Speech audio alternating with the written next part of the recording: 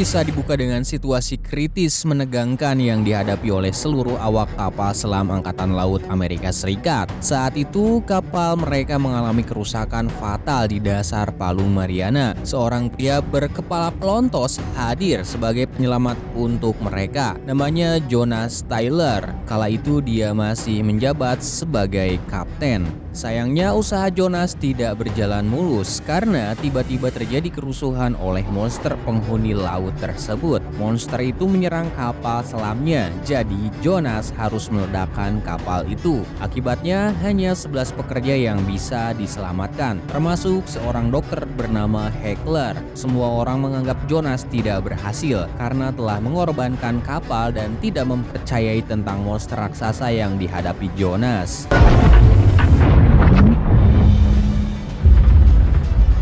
Adegan lalu berpindah 5 tahun setelah peristiwa tersebut. 500 mil lepas pantai Shanghai terlihat sebuah perusahaan bernama Manawan yang memantau ekosistem bawah laut. Mereka tengah melakukan penelitian di Palung Mariana. Kegiatan ini cukup ekstrim karena mereka berada di tempat yang disebut-sebut sebagai titik terdalam di bumi. Untuk tugas ini, Zhang sebagai pemilik Manawan mendatangkan seorang investor asing dari Amerika Serikat bernama Morris. Berikutnya ada si cantik Su Yin yang merupakan putri dari Zhang. Dia akan bekerja di sana sebagai ahli biologi kelautan. Morris kemudian dibawa ke ruang bawah air dengan koridor lobi yang luas.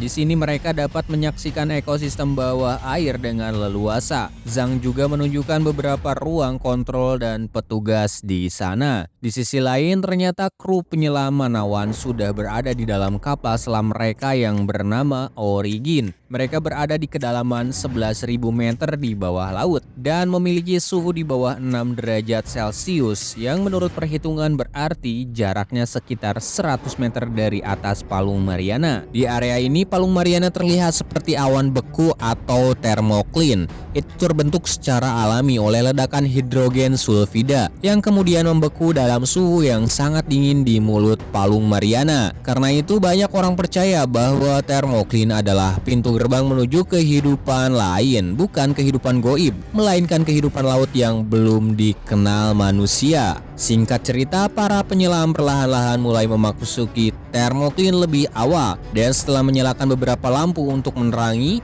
akhirnya mereka turun dengan aman ke dasar laut. Sementara itu, untuk tujuan penelitian, mereka ditugaskan untuk menyelidiki setiap bagian dari dalam laut dan dengan hati-hati mendokumentasikan ribuan mikroorganisme di sana. Namun masalah mulai datang ketika pengawas radar melihat makhluk misterius bergerak menuju kapal. Dia juga usil memukul kapal tersebut beberapa kali. Guncangan itu merusak sistem keluaran otomatis. Kamera dan lampu juga padam sehingga kepanikan melanda semua kru. Insiden itu benar-benar mengejutkan semua tim di ruang kontrol stasiun. Mike selaku pemimpin segera mengadakan pertemuan singkat untuk mencari solusi mendesak. Mereka harus cepat mengingat kru Origin akan bertahan hanya dalam waktu 18 jam saja. Pertemuan tersebut menyimpulkan bahwa mereka akan merekrut Jonas Tyler lagi, bahkan meski ditentang Healer yang menjabat sebagai pimpinan medis. Semua orang tahu bahwa kasus saat ini persis sama dengan kejadian 5 tahun lalu dan Jonas adalah satu-satunya orang yang bisa mengerti situasi ini. Di sisi lain, Jonas yang menyesali ketidakmampuannya menyelamatkan semua kru mengalami trauma yang mendalam dan memutuskan untuk mengasingkan diri di sebuah desa di Thailand.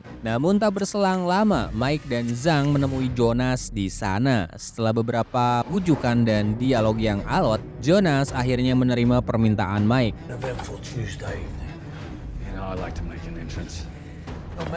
Kembali ke kapal di mana Lori dan teman-temannya masih berusaha menenangkan diri hingga akhirnya mereka berhasil menyalakan listrik cadangan. Tapi hantaman kuat lainnya mengguncang kapal lagi. Hal ini membuat awak kapal terluka parah dan bahkan menyebabkan kebocoran pada peralatan oksigen sehingga mengurangi peluang mereka untuk bertahan hidup. Situasi memaksa Su Yin untuk bertindak berani dan pergi menyelam sendirian. Berkat keberaniannya, dia berhasil menemukan kapal Origin yang berencana untuk menyeretnya. Namun tiba-tiba sesuatu menghantam kapal Su Yin begitu keras hingga terpental. fatal. Monster cumi-cumi datang dan hampir melahap kapal Suyin. Namun cumi-cumi itu malah dilahap oleh hewan yang lebih besar, yaitu hiu Megalodon. Tak berselang lama Jonas sampai di sana dan langsung menyuruh Suyin untuk mematikan lampu. Sedikit info menarik, ternyata Megalodon sangat tertarik pada gelombang sinar ultraviolet. Jonas menyuruh Suyin untuk segera pulang, tetapi dia sendiri malah melanjutkan misi menyelamatkan kru sendirian. Jonas kembali merasakan ketegangan selama beberapa detik saat awak Origin dievakuasi satu persatu ke kapal. Sayangnya terlambat beberapa detik saja berdampak negatif. Kapal Origin lalu meledak dan menewaskan satu kru yang belum sempat dievakuasi. Keberhasilan Jonas mendapat pujian dari anggota Manawan. Di saat yang sama, Dr. Helen merasa bersalah atas penilaiannya terhadap Jonas.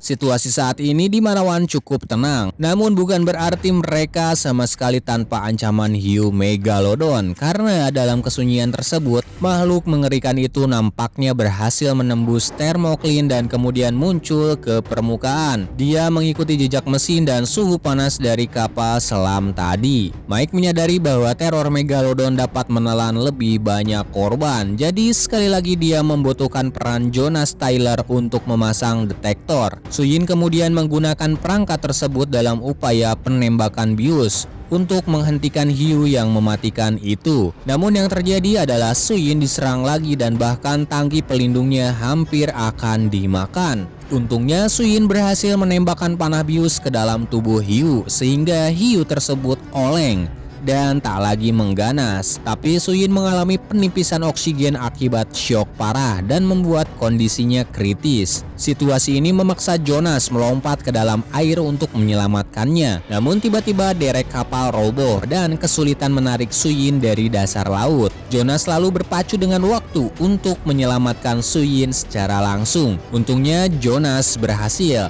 meskipun Suyin akhirnya harus dibantu dengan pernapasan buatan. Sementara itu seekor hiu raksasa mati di geladak kapal. Hasilnya tentu tidak memuaskan untuk tugas konservasi, tapi setidaknya langkah ini bisa mengurangi jumlah korban yang berjatuhan. Namun ketika akan berfoto dengan hasil tangkapan mereka, terjadi serangan mendadak dari hiu lain yang datang secara tiba-tiba. Dan ironisnya, hiu itu 3 kali lebih besar dari yang ditangkap. Inilah Megalodon asli yang disebutkan dalam mitos. Ukurannya hampir sebesar 4 kapal raksasa. Serangan Megalodon terus berlanjut hingga memaksa Jonas kehilangan healer yang juga menjadi korban. Tak lama kemudian bantuan datang dan mengantar mereka kembali ke stasiun Manawan. Namun karena luka-lukanya, Zhang harus meninggal di geladak kapal.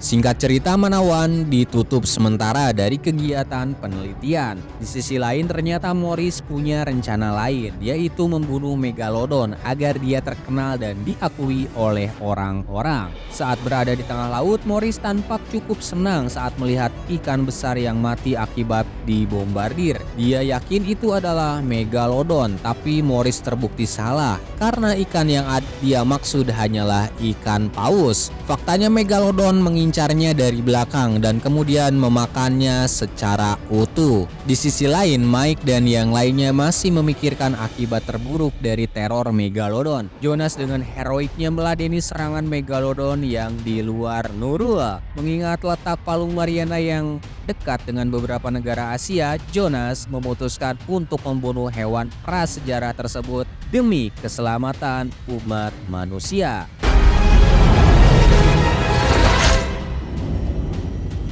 Selesai. Sekian alur film The Meg dan sampai jumpa di cerita film selanjutnya.